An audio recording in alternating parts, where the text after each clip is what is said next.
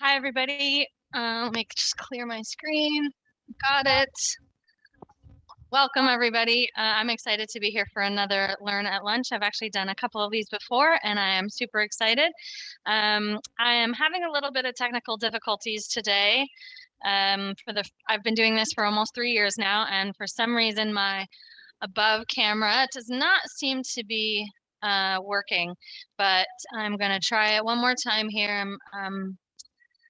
Because I think that it's fairly helpful for you to be able to see what I'm working on the cutting board.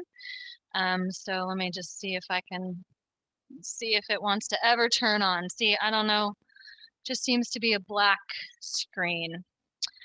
I guess so that we don't waste any of anybody's time or my time or Amy's time, we're just going to move on because I am not an IT specialist. I am definitely just a cook. So I've done everything I've been taught to do, and if it's not working, I'm stuck, and it's a little frustrating. So I'm going to try to hold things up to show you the best that I can. But if you have any specific questions or can't see anything, maybe throw it in the chat, and we will try to accommodate everybody as best as we can. Sorry about that, everybody. But like they said, we are here for a healthy habits, healthy cooking, sort of healthy habits in the kitchen. You can have healthy habits in lots of places in life, and I think, and I know Amy would probably agree, in the kitchen is one of the best places that you can have it. I'm going to, just switch my screen back because I don't like looking at myself. There we go. Then I can look at all of you. Being in the kitchen can be extremely fun and full of joy and adventure, but for a lot of people it can also be really daunting and really nerve-wracking. Like, what do I choose? What do I make? How do I make it? How is this the best for me? How I ate something bad yesterday. What do I do? What do I do? All these pressures that come with cooking and feeding ourselves are not new or different. I'm sure that we can all kind of maybe comment in the chat on some of the things that get to us the most, some of the things that maybe set us off some of our habits, no matter how hard we try. And luckily we have Amy here, an amazing dietitian with incredible expertise on how to set yourself up maybe the best way, how to shop the best way. She's got lots of resources. And so while she's here, if you do have specific questions, please don't hesitate to take advantage of her as an opportunity. I'm telling you, she has a lot of good resources. And there is a lot of those resources on our website with Fitwell and with the Teaching Kitchen. So check a lot of that stuff out. Amy, I'm going to let you introduce yourself while I just kind of finish getting a couple things squared away. Yeah. Great. Yeah. Welcome, everybody. I'm Amy Fisher. I'm a registered dietitian, also a board certified health and wellness coach at UCLA. And I love these classes because I'm very accustomed to giving out information for people, right? Like, what is a healthy diet? How do you implement those? But to actually see it put into practice in a meal, like this is how you can create a well-balanced a meal. And we're also going to be talking about some meal planning tips and probably get into things like batch cooking and other things to make it easier. Because really, if you have a lot of nutrition information, but you're not sure how to implement it in the real world in terms of what you're eating, then that information doesn't really do a whole lot of good. So one of the reasons why I love pairing up with Julia is we get to actually put into practice some of these nutrition ideas and information that we know are helpful in terms of our health and well-being. I will be monitoring the chat as we go along. So if you have questions, I'll either be responding through chat or I'll just speak it out loud. Certainly, if you have questions for Julia too, and she's busy cooking, I'll relay those to her as well. So. Thank you so much. Okay, so we are here. One of, I think, the healthiest habits that you can kind of set yourself up from a culinary standpoint is a little bit of what we call partial prep. Partially prepping out a bunch of stuff, at least maybe one time during the week, can set yourself up for success all week long and make committing to those healthier habits a lot easier. I know we all have busy days, busy lives, busy every hour of the moment of the day. So when you get home and there isn't something easy to put together, and the idea of prepping and cooking and then cleaning for more than an hour of your life I get it. Believe me, I do it 12 hours a day. I get it. I go home and I eat a lot of cereal if I have not prepped out in advance. And so this kind of prep in advance really, really can make it fun for you to come home. Something is ready to grab and you put it together in a pan and you have dinner in under 20 minutes. The cleanup is easier. The stress is hopefully gone and it's a lot of fun. It can be a lot of fun, hopefully. Fingers crossed for you. So when you're doing that though, you also don't want to spend all Sunday or whatever day it is prepping food. Nobody wants to do that. Well, we have too many things on our plates. So setting yourself up for really, really organized and really logical meal prep is the way to go. So when you're planning your weekly menu out, try to think about things that go well together, things that could be used in different ways. I lean towards like Asian food. I really, really love Japanese and Chinese cuisines. And so prepping out like a bunch of roasted broccoli, a big batch of cooked rice, some sauces that can, you can make stir fries, you can make veggie wraps, you can just have like a rice bowl. You can do a lot of different things, but the hard parts are done. Okay, so that's what we're focusing on a little bit today. We've got 3 recipes that we're going to kind of plow through. So again, if there are questions, you can come to us in the chat, and I'm happy to answer any emails after this program because I am going to go kind of quickly. I'm going to go at professional chef speed. I don't want that to scare you away. You can still do this in really, really, really fast amounts of time. We're making a summer vegetable couscous salad. I've got some delicious assorted things here: asparagus, corn, broccoli, zucchini, carrots, tomatoes, avocados. We're really celebrating the upcoming deliciousness of the season. We're going to make some roasted chicken, which I'm going to marinate with some garlic and some herbs. I always try to get the living ones. Usually that's what they have, but also because then I can plant it. Even if it's just a little pot in your window, it will grow. And it will grow at least one more round of herbs, saving you money on herbs, right? In the long run, you already paid for it. Let it work for you. So I got some parsley, some thyme, some sage, and some rosemary, a little bit of lemon and a little bit of garlic. We're going to hit the chicken up with that. If you wanted to do a pescatarian version, this exact same marinade works really, really well on like a good white fish. Like I would go with cod or maybe a tilapia. And then salmon, I mean, it would be great on salmon. Everything is good on salmon, right? So if that's what floats your boat, you could totally use salmon in the situation. If you are vegan, vegetarian, then I would just really amp up the amount of vegetables that you're using. Have a hearty vegetable couscous salad, and then maybe some seared tofu or tempeh or your favorite plant-based protein. If you don't like those kind of alternative meats, then just big batch of beans mixed with this couscous salad, mix in some chickpeas, mix in some white beans into the salad. You're set. You're set for lunch and dinner all week long. So whenever you're making a bunch of recipes, really the number one thing that you can do to set yourself up for success is read them all the way through. Read all of the recipes. If you're not working from recipe and you're just kind of going with the flow, then still make yourself a plan. What are you doing first? What takes the longest? What is the most annoying? Do those things first. Get them out of the way. So for me, I need to get the chicken marinating and into the oven, and I need to chop up a whole bunch of stuff. So I'm going to be doing things like that while other things are happening, and that's how you get things done in shorter amounts of time. I'm noticing that my other camera is just not coming on, so we're just gonna move on, and I'm just gonna remember to show you things as well as I can. So, chicken marinade. Once you've read your recipes all the way through and you have a game plan, then remember what they say. I think it's in Pirates of the Caribbean. It's more like a guideline. These are not like hard, fast rules that you absolutely have to follow. If you don't like garlic, don't put garlic in your food. Like it's as simple as that. I really hope you like garlic though, because it's so good for you, right, Amy? It is really great. I do have a quick question though, Julia. Are these recipes, are they already uploaded to the Teaching Kitchen website? The Someone's chicken and the asking if couscous. there's a link to the recipes. Fantastic. Thank you. And the chicken and the couscous definitely are on the website in the PDF section of recipes. The sorbet is sorbet is as well, is it? No. Well, there's a plain raspberry sorbet. There's a mixed fruit sorbet.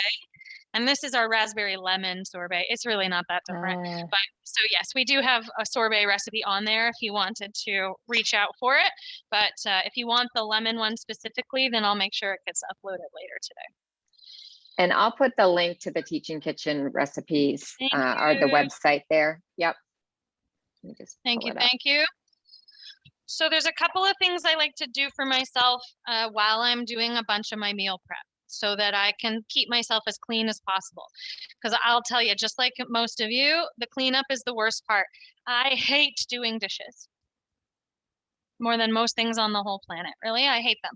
So I try to use as few as possible. I try to be really practical and smart about what I'm using and what I can reuse and what I can't. And then I always keep a little cup nearby for all my food waste and trash. I'm not running around the kitchen. I'm not making a giant mess on my counter with all my chopped up scraps. It's all in one happy little home. So future Julia is like, oh my God, look, it's so easy. Yay. Okay, we want to make this really simple for ourselves. It's a lot more fun that way. I'm going to keep repeating this fun concept. It breaks my heart when people say that they don't enjoy cooking, that they do it because they have to, or it's whatever, they don't like it. It stresses them out. That breaks my tiny little heart. So I really want to make sure that this can turn into something that's fun for everybody. So to make this marinade, I'm going to be mixing a bunch of herbs with some garlic. The fastest way that you can process garlic is with a microplane. If you have a garlic press, you're going to be pressing it and then peeling it out and then pressing it and then peeling it out. Most garlic presses don't do their job very well. They have one job and they're pretty bad at it. So I think garlic presses are a waste of money. When just like that, in about 5 seconds, me yammering on like this, I have used my microplane zester to finely grate the garlic into a beautiful paste, which you can see there collecting on the bottom of the microplane. So really, really finely processed so that it blends into the food really well. It's not going to be like little chunks that burn or char, which are not delicious. And it's just easier. Okay, and the point about the garlic press, sorry, this does this. This also does this with ginger, Parmesan cheese, lemon zest, lime zest. You can do a million wonderful things with the microplane. You can do one thing with a garlic press. And like I said, not even that well, unless you spend a lot of money on your garlic press. Okay, so buy yourself a microplane. Highly, highly recommend. I wish I was sponsored. I am not. I just really like the tool. Okay, so I got a one little bit of recently. I love it. It's fun. You've been listening to me for so long, finally. I know. Yeah. I had what I thought was a zester, but it was really like a grater and it did not do the same thing. Now that I have I'm like, oh wow, this is awesome. I'm so happy. I'm so happy. Took some time, but we're changing the world little Yeah. by little. It really can go a long way to making your food easier to deal with. And like you see, I know a lot of people, this breaks my heart too. I don't cook with garlic. It's just so annoying. It sticks to my fingers. It's hard to chop. It gets all messy. I just don't like it. So I buy it in a jar. Okay, that's okay. That's okay, right? As long as it doesn't have anything extra in it, it's not like a bunch of preservatives. It's mostly just garlic. That's okay. But I still want you to know how to deal with garlic just in case, the world runs out of chopped garlic. You still can have the delicious, amazing, nutritious thing inside your food. All right, so that's a little bit of picked time. I'm not going to move these herbs too far away because I still want some of them. A little bit of picked sage. This combination, I'm telling you, Simon and Garfunkel were not just looking for like a quick rhyme. Parsley, sage, rosemary, and thyme. If you can't think of what's going to make your food taste good, sing that little song. It will work every time. Delicious combination. The thing that amazes me about herbs are that they've been used historically for preservation. They actually, a lot of them have like antifungal and antiseptic properties. So they help to preserve food eons ago. Now we think of them simply as adding flavor to the food, but they certainly have important chemicals and abilities to be anti-inflammatory and all sorts of things. Not to mention the great flavor they add to the food. Exactly. It's pretty astounding how long we've been doing things that we think are like, oh, did you hear? It's on TikTok. Like, oh, honey, they've been doing that for hundreds of years. Teeny pinch of salt goes a long way. You can always add more salt later on. It's one of the things that we want to be careful of. As much black pepper as you want. And then depending on how much chicken you're marinating, it's maybe 2 tablespoons of a good, healthy canola or extra virgin olive oil. And then just for time's sake, I don't want to have to keep going back and forth to the sink. I'm not going to use my hands. Although normally I really will tell you guys, your hands are the best tools that you have in the kitchen. Hands down, but they really, like, you can get a feel for what you're doing, feeling the textures of stuff, making sure that your food is really well coated. Your hands are your best friends. But touching raw meat, especially chicken, is quite precarious. You want to make sure that you're not then touching anything else. It's really, really dangerous cross-contamination. So be careful when you've got raw chicken in the works. So I've rubbed that around, got it coated in my parsley, sage, rosemary, thyme, salt, pepper, olive oil, and garlic. Heavy amount of garlic. The recipe calls, I'm doing a half batch, just BT dubs, because I'm only one person. So the recipe calls for 1 clove of garlic for this amount of chicken, and I use 2. And that's because I'm a garlic monster and I love it so much. And so that's one of those things that you can play around with in your food. All right, you guys, I want you to adjust those things as you so desire. When you go out to eat and you spend 4 times too much money on your food, they are not going to be like, oh, you know what? Julia's here. She loves that garlic. Let me add a little extra. They don't know you. They don't care. I mean, they care, but like not really. They just want to get you in and out and feed you as well as possible. But the more special requests they get, the more annoyed they get. So make your food for yourself. Save some money, save some health concerns. We use a lot more salt in the restaurants. Okay. So that's going to marinate for about 15 minutes. It just needs to do its thing for a little bit before I chuck it into the oven. My oven is preheated to 400 degrees, and I already have a sheet pan lined with foil. I don't want to wash this pan. Now I don't have to wash this pan, right? So little things to set yourself up. When you're roasting at high temperature, you're going to get that pan really roasty. And so the more you can set yourself up for less elbow grease later on, the better. You can totally use parchment paper too, because I know that that's compostable for certain people. And so if that's more important, definitely do that. Okay, the other thing that we want to get started so that it can kind of do its thing while we do other things is the couscous. I worked with a chef, so dumb. He made the jokes every time. So delicious, they named it twice. Couscous. So there's 2 kinds of couscous. We call it, there's either Middle Eastern or Israeli. Technically, the Israeli is called pearl couscous, and that's what I'm working with today. It is larger. Both couscous, the teeny tiny kind and the slightly larger kind, which this is. I'm going to try to hold it up. I don't know if you can kind of see that. It's a little bit larger. It's like, what's the size of that? I don't know, tiny pebbles. Whereas Middle Eastern couscous is like sand, really, really, really, really fine grain. Both of them are semolina pasta. Both of them are just pasta. They're made out of wheat. So if you can't have gluten, you can't have this, I recommend making the exact recipe with quinoa. Yum. But I like the pearl couscous. It has a nice chew, a nice kind of pasta texture to it when it cooks, and it makes a really lovely salad with all of our chopped veggies. So what I want to do first is toast the couscous. So this is a fun thing. I'm just going to get my pan hot. I've got a soup pot here. I could use a skillet, toast the couscous, and then put the couscous into the soup pot to cook it. But then what would I have to do? Wash the skillet. So I'm going to toast the couscous right in the same exact pan that I'm going to be cooking it in. It's going to work out just as well. So I'm heating the pan up on medium heat. I'm going to add a touch of oil. You could even use pan Sprite because you don't want this swimming in fat. It's just to coat the bottom of the pan. Okay, just a little teeny tiny bit. Because we don't want it to burn or stick. We just want like a quarter of a teaspoon at most of kind of lubrication on the bottom of the pan, because I'm going to add the dry couscous, not water yet, dry couscous directly to the pan so it can toast. So Julia, what's the advantage of toasting it versus just putting it in water right away? Flavor is more nutty and kind of more interesting because the toasted ones, the ones that pick up more color, actually have a little bit more of a nuanced flavor. Texture, number 2, you get a little bit more of like a nice kind of nutty chew.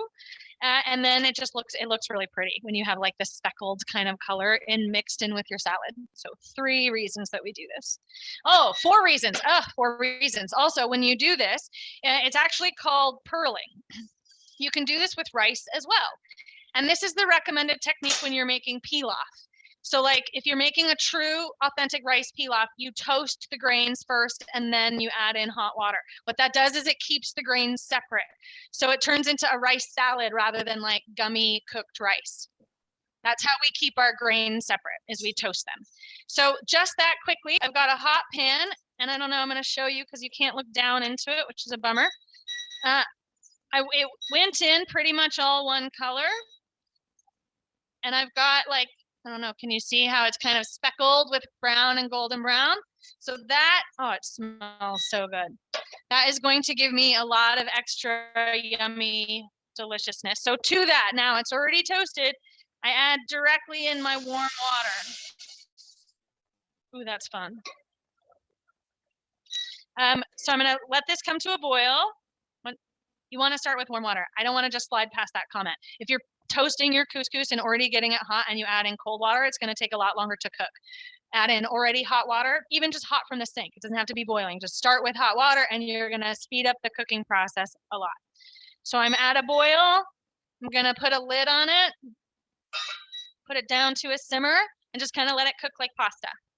It's not going to absorb all of the water necessarily. It's not like rice fully. If you do need to drain some, you can just drain it. If you want it more al dente, then you're just kind of watching it like a pasta, or like a rice. It's kind of both. So, Julia, you mentioned like you could use quinoa, for instance, if you needed a gluten-free grain. What other, could you use rice, or what would you recommend? Could you use barley? Like, what would be some other? I think farro would be delicious, which is wheat, unfortunately, but it would still be great instead of the pasta because you're getting that like really good ancient whole grain. So farro would really be a nice chew. Also with the gluten-free, I would go with wild rice. It's so yummy. It's got that interesting kind of texture to it too. And if you're a little new to wild rice, you can get the wild rice blends, that are blended with regular rice and like orzo pasta. All of that kind of blended together might be a nice way to ease into the wild rice game, because it is a different flavor, but it is so good and it's really good for you, I think. Yeah, I've seen some mixes like that. There's one at Trader Joe's I use quite a bit that has a little bit of that pearl couscous, but also has some other grains in there. And it's yummy just to add a little bit of different flavor and different nutrients. There was a question in the chat about, how do these different grains compare? And I would say for the most part, they're fairly similar, but they will have slightly different nutrient content, different fiber contents. Certainly depends on what you're choosing. Those are great questions. Like if you can't find pearl couscous, which I know is sometimes hard to find, it's in the kosher section. It's not with the pasta, even though it's pasta. It's not with the rice or the other couscous, which is with the quinoa and the other grains. It's in the kosher section because it's Israeli couscous. That's good. I don't know if it's even kosher. Like, I guess it depends on the brand, but like, because it's Israeli couscous, it's often put in the kosher section of your regular grocery store. I got this at Bonds. But if you can't find it, it's great to think about other things that you can substitute because it's a really wonderful salad to make for the summer. So I've got my marinated chicken. It just sat off to the side for a little while, and I made sure that some of the herbs and garlic are on there as I am going to now put it into the oven, get it going on its roasting party. I'm going to periodically check this and stir it. We want to make sure, just like rice and pasta, that it is consistently simmering, not boiling over and not stagnant. Somewhere kind of right in the middle. So it's just cooking along and doing its fun thing.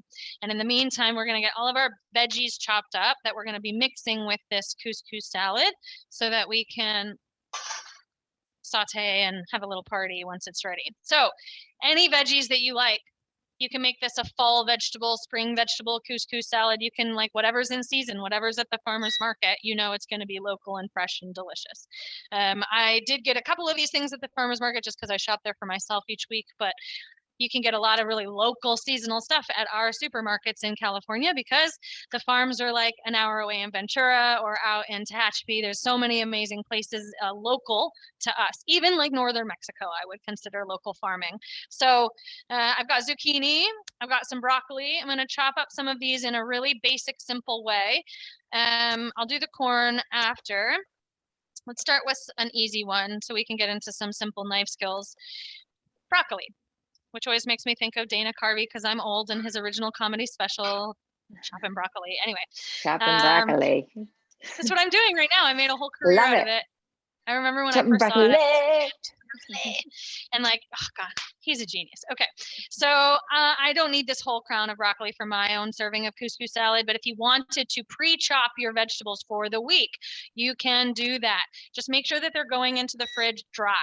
If you chop up your broccoli and then put it into the fridge and it's still a little bit wet in any way, then it might start to go bad faster. But chopped broccoli, chopped carrot, chopped asparagus, you can just chop it. And then what day is today? Monday. On Wednesday, Thursday, you still have veggies that you can then put into a stir fry or into a soup, right? The hard part is done.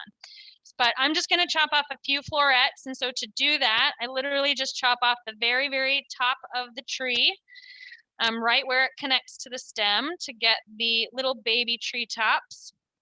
And then I'm not going to chop through those because it's going to make a lot of dust. I'm going to then just break those up into slightly smaller little florets. And that's it. This is just going to get sauteed in and mixed into the salad as is. You don't have to blanch them or do anything like that first. So that's the simple one. I like to eat and cook with as much broccoli as I can.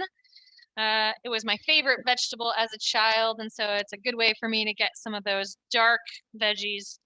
Right? I was really surprised when I learned that from you, Amy. This is definitely considered a dark green. Yeah, I mean, and it's a great source of some calcium. It's got vitamin C. 3/4 of a cup of broccoli provides your daily requirement for vitamin C, believe it or not. And it's a really good source of vitamin K, which is important for bone health and for blood clotting and things like that. It's high in antioxidants. It's also part of a special family of vegetables. Starts with a C. Other members of this family include things like cauliflower, Brussels sprouts, cabbage. Does anybody know what I'm talking about? Starts with a C. Cruciferous. Yay, we have a winner, Phoebe. Good job.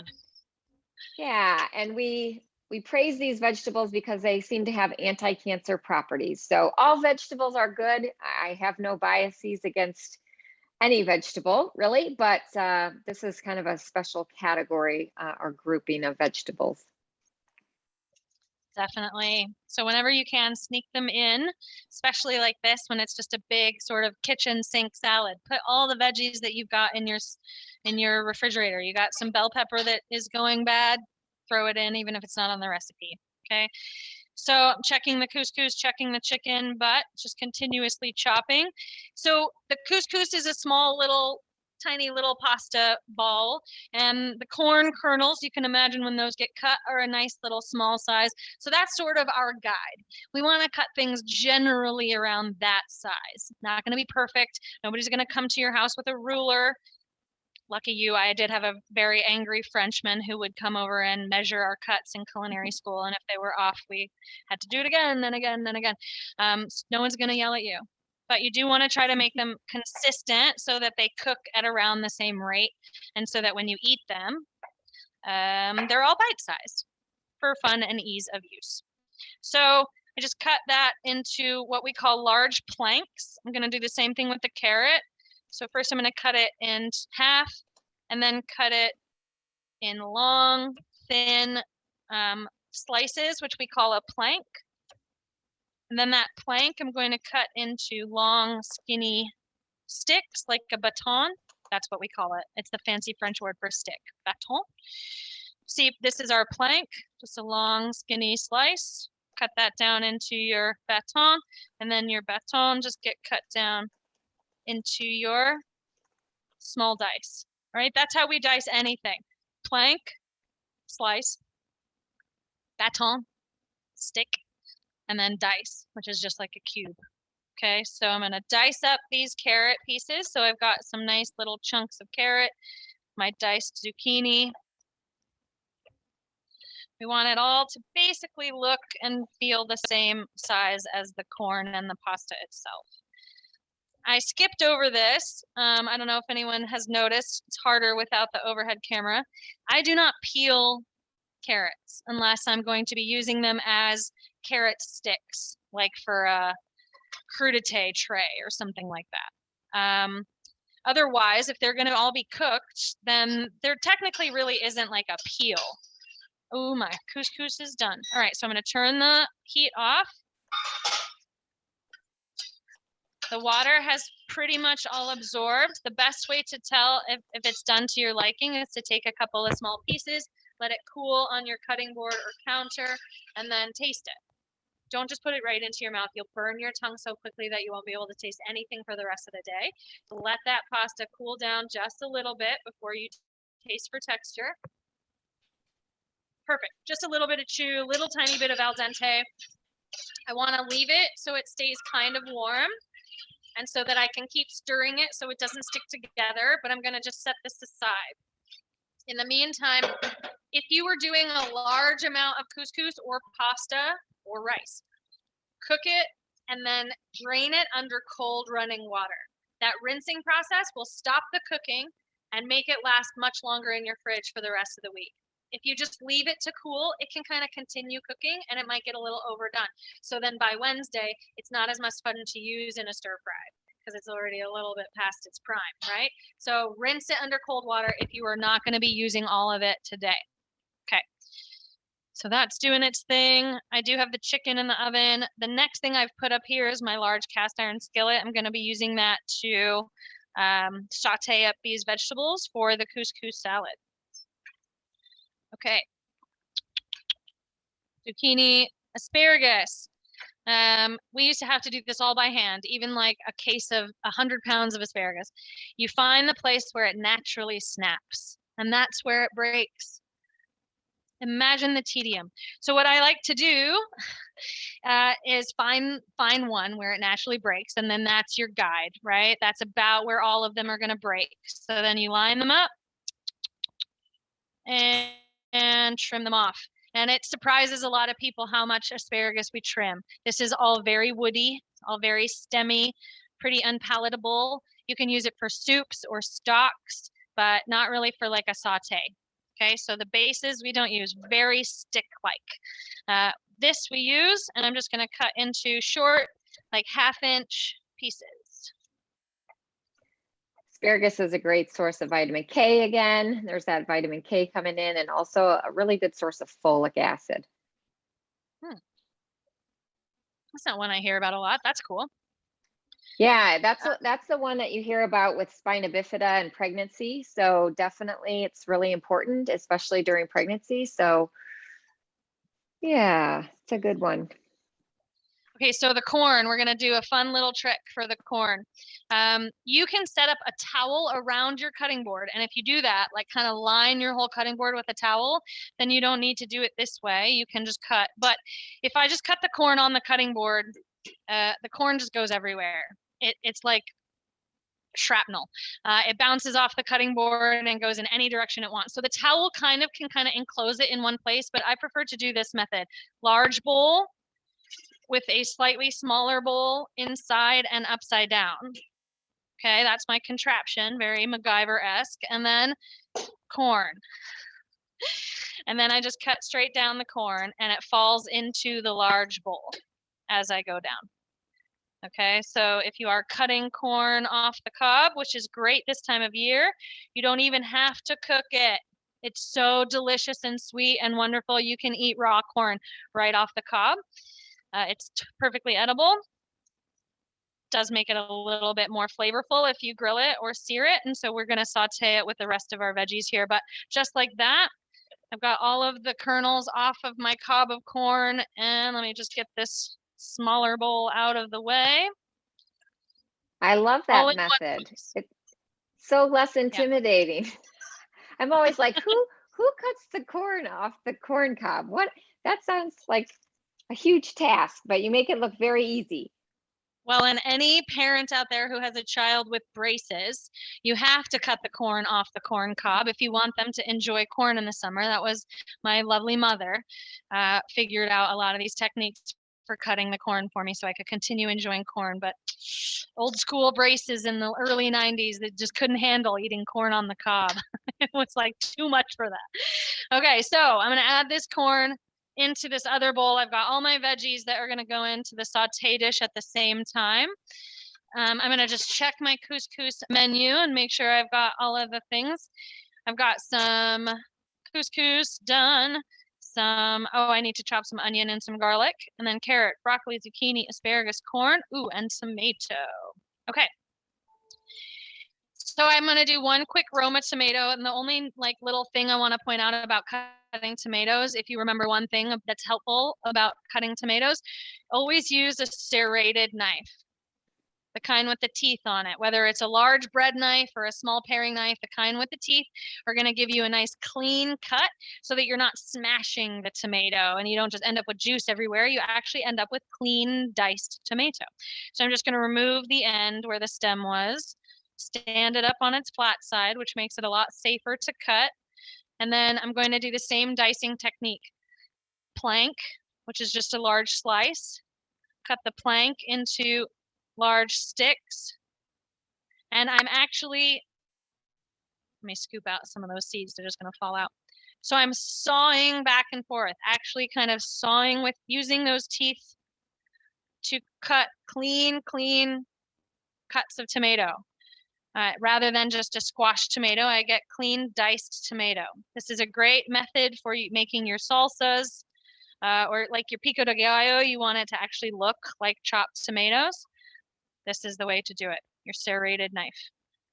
You can remove the seeds if it's too watery, but I think it's going to add flavor and moisture to our finished salad, so I'm not going to remove that little centerpiece. The tomato is not going to be mixed in with this because I read my recipe and I know that it goes in at the end after everything else has been sauteed for a while. So I don't want to mix it in. If I mixed it in and then I read the recipe, it'd be like, oh, shoot. Too late. Guess the tomato's going in with everything else, So for high quality, pay attention to that recipe. Okay, we'll cut the avocado for garnish if there's time for that. I really do want to make sure that there's also time to quickly throw together the sorbet. So we're going to get into saute land really quick. I keep wet paper towels or wet shelf paper, something that's like non-stick, underneath my cutting board so that when I'm working on it, it does not move. Notice the cutting board on the stainless steel table without the napkin underneath it. Very dangerous for you. So if you find yourself at home cutting on a counter that's quite slidey and your cutting board is moving around on you a lot, put something underneath it that's maybe a little damp. It will protect you. Okay. All right, I've got my salt and pepper handy and I'm gonna want that. I'm moving this over just so you can kind of see my action a little bit better. I'll tilt this up as needed so you can see. So I use a cast iron skillet because I like it. I like the flavor that it imparts. I like how well it conducts heat. It's like the second best metal for conducting heat next to copper. And it holds that heat really well. It also goes from stovetop to oven because it's fully metal. I think beautiful. I'm ever so slightly anemic and have been for most of my life, but I've never had to take supplements because I cook all my food in a cast iron pan. Yeah, a lot of people don't realize that some of that iron leaches into your food and can be a source of iron. Why not, right? Oh, I need the onion and the garlic, you guys. I almost forgot. I do actually kind of need that, but I'm going to do it so fast. Watch. Okay, 1 onion, 1 clove garlic. Let me bring this back. We do have a video on our website of cutting an onion. And so if you need a refresher of this, because I'm going to do it a little quickly, don't hesitate to check out that video. If you can't find it, send me an email. I'll help you with the link. But most important thing, I want to leave the root end attached. I want these onions to be, it doesn't even say cut the onion into very small dice. Okay, perfect. leave the root end attached. I'm gonna cut the other end off to make myself like a flat side. And then I'm gonna cut it in half straight through that root end. Put this in my food trash cup. I'm only gonna be using half of it today, but I want that root end to be attached. Cutting off the outer layer of the onion as much as is necessary to make sure you've gotten down past any like slime or wearing away, just no papery stuff. Get that like little filmy strip out of there. All right. Clean onion, root end still attached. I'm going to cut into this horizontally. Weird, I know, but we want to make a little Pac-Man. I'm going to cut just one slice in. You can do multiple slices depending on the size of the onion, but importantly, I am not cutting through. I'm leaving that root end attached the whole time. I've just created an opening here like Pac-Man. Then I'm going to cut little slices, but again, I'm going to point this out. I am not cutting all the way back through the root end. I'm stopping about 1/4 of an inch short and just going around the onion, following those grooves, those natural little lines. It's telling you where it wants to get sliced. So all still attached to itself, but sliced up.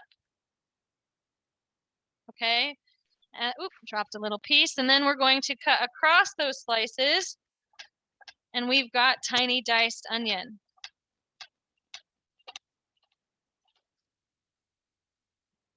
Okay, and then you just slice back to the root end. That's your scrap. And you've got perfectly cut onion every single time. Takes a little bit of practice, but not much. Cut a couple of onions like this and you will really get the technique. I'm gonna check this chicken. Starting to smell it a lot, which is usually a good sign to go and look at it. When you can smell your food. Here, let me see if I can kind of just show you up close. I know I'm off camera, but what's more important here, we've got lots of caramelization. If you can see the joint, the skin is actually pulling away from the knuckle. That is a good telltale sign that the meat is starting to cook really well. When the skin pulls away from that spot, it's getting done. I'm just gonna let that finish a little longer. Onion, and then we wanted 1 clove of garlic for this, just sliced. And so if all you're doing is slicing the garlic, you just smash it with the flat part of your knife. Lay your knife flat on the garlic. Smash. Very satisfying crunch. And then you've got easy to peel garlic. Comes right off like a jacket. And then I'm going to remove that stem end and just slice. Okay. Let's try this again. I'm going to heat my saute pan up. This is what we call your pan. It stands for heat, add, heat, add. You want to heat the pan first. Then you want to add a little bit of your oil. Heating the pan first helps so that as the oil hits the pan, it immediately starts to warm, making cooking faster, and it immediately starts to spread out, making it a lot easier for you to see, oh, that's enough oil. It will cover the bottom of the pan. If you add cold oil to a cold pan, it will sit in a tight little puddle right in the middle and you're like, oh, that's not enough oil. Let me add some more. But then once it's hot, it's a little too much oil most of the time. Mostly we just want to get the cooking process started right away. So heat that pan up first, then add your oil. And now we're doing the second So that was heat, add, right? And now we're heating the oil. Then we're going to add the food. Heat, add. If we added our cold food to cold oil, it would just start absorbing the oil and it would get a little soggy. And we would eventually have cooked, hot, sort of oily onions. We want them to like start sauteing. We want them to start cooking right away as soon as they hit the oil. So the oil needs to be warm for that to happen. Okay. So I'm going to add in those diced onions and sliced garlic first, just to start to caramelize and tenderize a little bit.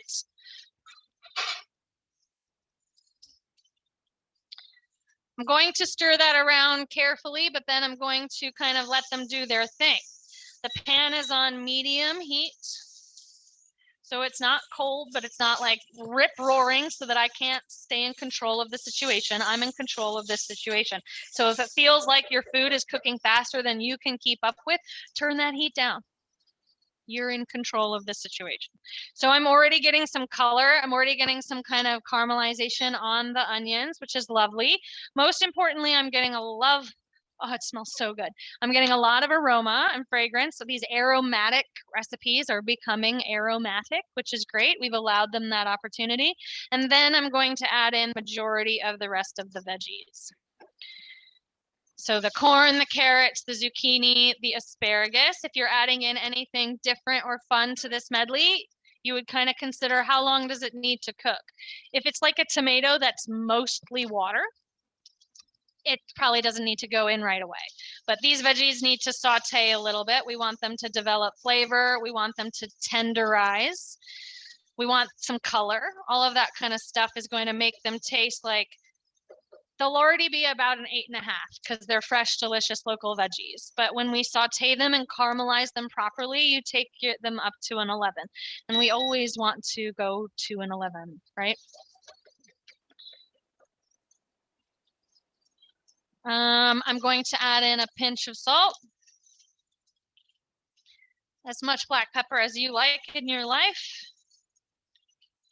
And then if it starts to seem a little dry, you can add a touch more oil as it cooks because you don't want it to char or like stick or get dried out. You want it to be like full of love and flavor, but just enough. That's sort of the fine line, but that's why I like to say, and Amy has heard me say this a billion times, you can always add more, whether it's things like oil or salt or even sugar or something spicy, something that's going to really affect what you're cooking. You can always add more. Go easy on it. Okay, we're just going to go for a little bit of caramelization, which is where we let the sugars on the surface of the food cook on the surface of the pan, which is why I don't stir it so much, because I really want that caramelization to take place. This is another thing, hopefully, I've taught Amy over the time. You just don't stir it as much as you think you need to. Don't walk away and take a shower. When you're used to like tending to it, it's a hard habit to break. But yeah, letting it sit and caramelize, I've noticed like the color and the flavor is so much better. Mm-hmm. Okay. I love all the colors there. That's just a good sign that you have a lot of different vitamins and antioxidants and nutrients in that food. It's so, so delicious. Now you could just add the pasta to this and call it a day. But I'm going to add in the tomatoes, give a little bit of that moisture and flavor. I'm going to add in a little bit of the thyme that we kept nearby because thyme makes everything more delicious. I swear to you, it's my favorite herb. And if you're ever just like, I don't know what would finish this, maybe a little bit of thyme. And then if you've already added thyme and salt and you're still like, it's still missing something, it's probably going to be lemon, which is the next thing I'm going to add. I'm going to just drizzle a teeny tiny squeeze of lemon juice to finish this. So I want to ensure that it's bright and refreshing and delicious. So I'm going to remove that seed, but just in case there's another seed buried in there, what I like to do is hold the lemon cut side facing up into my hand, and then I squeeze it over the food. The juice falls out, but any seeds stay in the lemon in your hand. Just a quick way to do that. If you have any paper cuts, though, don't do that. Very painful. Oh, that smells so good. Just that lemon really brought out like everything else and itself. It's like, ooh, what a fresh, delicious summer fragrance that's lemons are a flavor enhancer, right, Julia? So like sometimes you don't need that more salt. Maybe just give it a squeeze of lemon or a squeeze of lime or something like that. Exactly. Okay, to finish this off, all we need to do is add in our couscous. It's still nearby. I'm gonna just give that a quick stir. Add this all in, make sure it kind of is absorbing some of that lemon and thyme and delicious flavor. If you wanted to make like a vinaigrette, I would recommend something with a white wine vinegar or a red wine vinegar, and you could lightly toss this all together. But the idea of keeping it kind of under seasoned right now, like underdressed, not under seasoned, it's seasoned well, but underdressed, is If I make a big batch of this summer couscous salad and then I toss it all with balsamic vinaigrette, maybe by Wednesday I'm sick of balsamic. But if I don't toss it with a specific flavor of dressing today, by Thursday I can mix it with a red wine vinaigrette or a Greek dressing, salad dressing I have in the fridge, or maybe some chipotle lime. I want to get wild. You can still do that. This is a versatile base that you can then use for a lot of different fun things. Wrap it up in a lettuce cup. You know, there's a lot of fun things that you could do with this. Ooh, and that chicken is beautiful. So in a pretty short amount of time, without me yammering on the whole time in your ear, you could get this done much faster. Chopping vegetables while chicken is cooking. This is all fully roasted. I only did 4 pieces because I'm only one human, but like you could roast all your chicken for the week and then chop it up for a salad, mix it into wraps, do whatever you want that helps you make dinner or lunch easier for yourself in the long run. I don't want to chase anyone off. I know that if you do have to go right at 1 o'clock, I'm not gonna, I don't wanna like disrespect anybody's time, but I am going to start the sorbet just so that if anybody does want to stick around, I know we have 5 minutes here so we can get our full meal prep done. So this is the only thing that kind of requires a special tool. I am going to use a food processor for this because it is much, much, much easier. If you don't have a food processor, you can do it in a blender. You just might want to think about doing it in slightly smaller batches. This is funny. I'm trying to plug this in without being able to see on the other side of the table. Maybe you guys can guide me. There it is. No. Okay. So like I said, blender will work just fine. This makes it so easy though, when you are making yourself a quick, healthy dessert. This is another sort of habit thing, right? I don't know, anybody else up there, you can maybe give a thumbs up or a hand or just tell yourself you understand. I need something sweet to eat after I eat dinner. I don't know if that habit started when I was born or like in my 7th past life, but it is in need. And you should see me every single night in my apartment looking in the fridge like I don't already know what's in there. Wonder what's in here. I could have just a sweet bite, just one sweet bite, just one quick sweet bite, right? So for those moments, so that you don't go out and buy an entire gallon of ice cream and then eat the entire gallon of ice cream, some desserts like this can be really helpful to have around. So this is a really quick lemon raspberry sorbet that has, I think, a whopping 3 ingredients. We've got frozen raspberries, we've got lemon juice and lemon zest. And then if you like to use a sweetener, I'm going to use honey. You can use agave or maple if you want it to be vegan.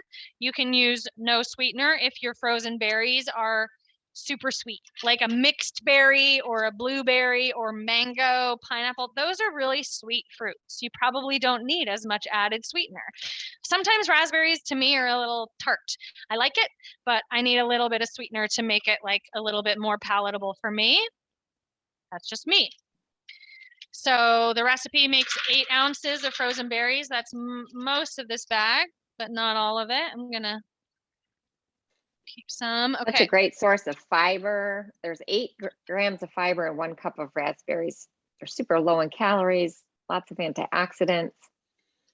So definitely a healthy treat. And I'm not going to be straining this out or anything. So even if you're making a dessert out of it, you're still getting fiber, right? That's so cool. Yeah. Yeah. Not really thinking about dessert as a source of fiber, but that is fun. When your doctor says you need to increase your fibers, oh, good, I'm going to eat a lot of raspberry sorbet. Okay, so for this, I do want to zest a little bit of the lemon. So I'm going to show you the other amazing thing that the microplane does. You just gently scrape your lemon or lime or orange skin against it, and you get that beautiful fine lemon zest, which is really, really bright in flavor. I want to point out though, you see that I've zested this section here and it's like a paler yellow than the rest. If I were to continue zesting that same section, it would get quite white underneath. You don't want to keep grinding down until it gets really white. That's going to start tasting bitter. Just the very outside of the lemon. Ooh, I'm going to lemon zest the chicken too. Lemon, garlic, why not? Okay, so just the nice like outside of the zest, all right? And then always remember, I used to make this mistake all the time. Zest your lemon first. If you're going to eventually need to cut your lemon to juice it, zest it first. It's really hard to zest a lemon that's been cut and squeezed. Telling you from personal experience. It's very difficult to do that. So I'm just cutting a little bit off. I need maybe a tablespoon of lemon juice for this. Depends on how lemony you want it, right? That's a personal thing too. Once you've got all of that in there, going to just blend it. That's it. I know it's loud. I'm very sorry. Hopefully you can still hear me, but all we do is just turn this on and let it blend. The moisture from the frozen berries will just kind of make it into a sorbet. It's just like frozen little pieces right now. So I'm going to kind of just let that go. But in the meantime, I know that it's 1 o'clock. Like I said, I don't want to rob anyone of the rest of their day or disrespect anyone's time. If anyone needs to, if you want to close this down, or if there are any immediate questions that either Amy or I could get to, I want to make sure that we do that. But simple time, like maybe 2 hours of your day on a weekend, an hour and a half, once you get good at that onion chopping, you can really set yourself up and your family up for a lot of success with like healthy habits when it comes to what do I grab when I reach into the refrigerator or the freezer. What would you add, Amy? Yeah, well, what I love about the way you meal prep, because I really don't like to eat the same exact thing meal after meal, keeping some things separated out, right? So you could use this chicken just as a piece of meat that you're going to have. Then you could make some chicken salad. You could put it in some soup. You could put it in a wrap. You could put it in some quesadillas, right? So you've cooked it once, but you're not eating the same thing every day, right? Some people don't mind, but most of us prefer a little bit of variety. And so I love that, or just roasting up a whole tray of vegetables, but then maybe not putting them all together, but keeping them separated so that you can pull some of this or some of that and vary it up, I think can be really helpful. Definitely. 1000%. And like leaving some of your pasta undressed, cook a big batch of pasta off in one day. It lasts for 3 to 5 days as long as you rinse it and keep it in the fridge. And then you can mix it with pesto, red sauce, cream sauce. You're just getting the hard part out of the way. Cooked rice lasts in the fridge for, health department says 5 to 7 days. I'm going to say 3 to 5 days just because of quality. But it's like a remarkably long time that you can put some of those foods into your fridge that will really save yourself some time and trouble down the road. And you only I know had to what clean it's the pot once. Right? Like, and look at what I've been doing every night. I've been keeping all of my stuff in one little area, right? Piling all the dirty dishes together so that all I have to do is take this over to the sink and that's it. Cleanup is basically done. So clean as you go, set yourself up with a nice workstation, read those recipes all the way through and try to have fun. You guys, the more fun you have, the more you're going to enjoy the food that you eat. I promise. This has been so much fun. If anyone does have anything else, I know we've gone fast today. This has been a great learn at lunch. Hopefully you did learn some things. Any other resources or questions, please reach out to either Amy or me. You can find us on the Teaching Kitchen website. I think, did you put that in the chat? Thank you. Yep. Thank you. I put the link to the website. You can find recipes. You can find workshops that Julia hosts. You can find instructional videos like how to chop an onion. Lots of great stuff on the website. And a lot of really great resources for maybe I think that we have in those catalogs, like helpful snacks to keep on hand and helpful shopping tips to make things easier and a lot of great things that Amy has put together. So check it all out. Thank you guys so much. Have a wonderful rest of your day. Thank you so much. On behalf of Staff Assembly, we want to thank all our participants and also especially to Chef Julia and Amy for being here today. Thanks, everyone. Thanks for having us. Thank you.